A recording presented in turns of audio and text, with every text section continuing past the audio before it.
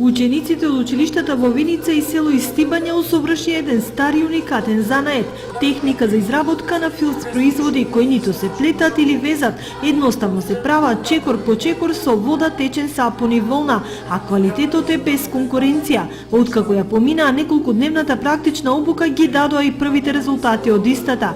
Шалчиња, чанти, папучи и низа други декоративни производи, кои како такви беа изложени во училиштето во село Истибања како дел од завршната приредба на училиштето.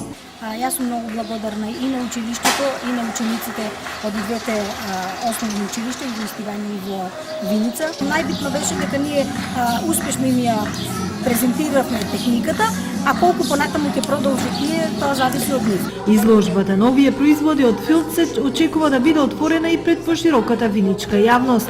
Истите ќе бидат презентирани пред пошироката јавност во Виница.